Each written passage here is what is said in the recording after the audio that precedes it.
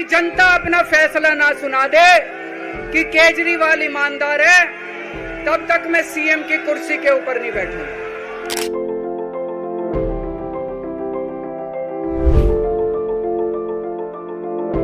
आतिशी दिल्ली की तीसरी महिला मुख्यमंत्री बन चुकी हैं। शपथ ग्रहण समारोह भी हो चुका है, लेकिन इसके साथ ही ये सवाल उठ रहा है कि आखिर अरविंद केजरीवाल ने मुख्यमंत्री पद से इस्तीफा दिया क्यों? क्या उन पर इस्तीफा देने का दबाव बनाया गया था या फिर वजह कुछ और है? बेल मिलने के बाद अरविंद केजरीवाल ने जनता के सामने घोषणा की थी कि अब वो अग्नि परीक्षा देने के लिए तैयार हैं और इसलिए अब तभी वो सीएम की कुर्सी पर बैठेंगे जब दिल्ली की जनता उन्हें फिर से वोट देकर विधानसभा भेजेगी। 2 दिन के बाद, आज से 2 दिन के बाद मैं सीएम की कुर्सी से इस्तीफा देने जा रहा हूं और मैं तब तक सीएम की कुर्सी पे नहीं बैठूंगा जब तक जनता अपना फैसला ना सुना दे। मैं जनता के बीच में जाऊंगा, गली गली में जाऊंगा, घर घर में जाऊंगा और जब तक जनता अपना फैसला ना सुना दे कि केजरीवाल ईमानदार है, तब तक मैं सीएम की कुर्सी के ऊपर नहीं बैठूंगा। दरअसल दिल्ली के कथित शराब घोटाला मामले के आरोप में आम आदमी पार्टी के कई नेता जेल जा चुके हैं। खुद अरविंद केजरीवाल, जो कि दिल्ली के सीएम थे अब तक, वो भी कई महीने जेल में रहे हैं, लेकिन इस दौरान उन्होंने सीएम पद से इस्तीफा नहीं दिया था। जेल से ही उन्होंने अपनी सरकार चलाई।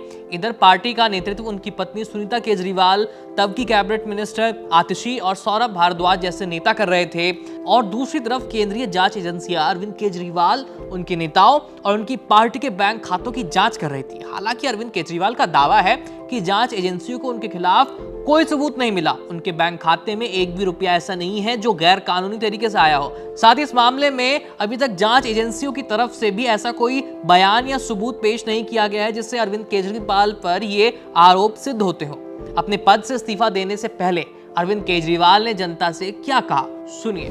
मैंने अपने जीवन में कुछ नहीं कमाया, मेरा बैंक अकाउंट खाली है, हमारी पार्टी का बैंक अकाउंट खाली है। मैंने जिंदगी में कुछ नहीं कमाया, अपनी इज्जत और अपनी ईमानदारी के सिवा मेरे पास कुछ नहीं आया। इनकम टैक्स में कमिश्नर की नौकरी करता था,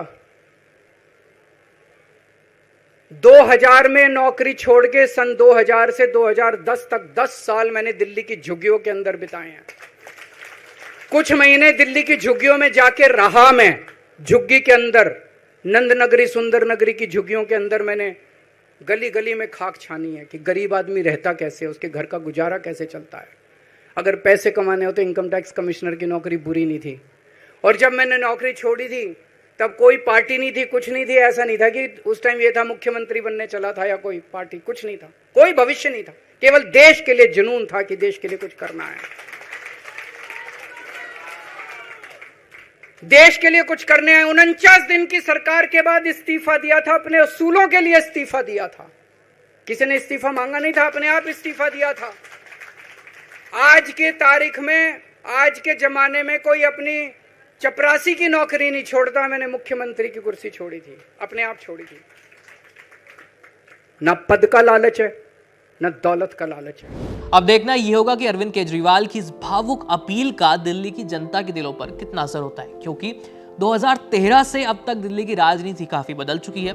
तब कांग्रेस के साथ गठबंधन को गलती बताने वाले अरविंद केजरीवाल अब फिर से कांग्रेस के साथ गठबंधन में है। तब केजरीवाल को दिल्ली की जनता एक आदर्श नेता के तौर पर देखती थी, उन्हें एक आइडियल लीडर मानती थी और अब उन पर भ्रष्टाचार के आरोप लगे हैं।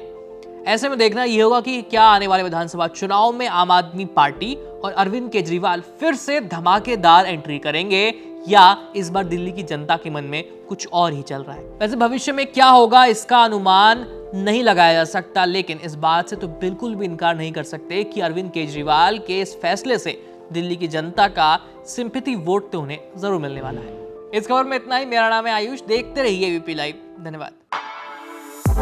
For exclusive and insightful videos, subscribe to our new channel ABP Live Premium.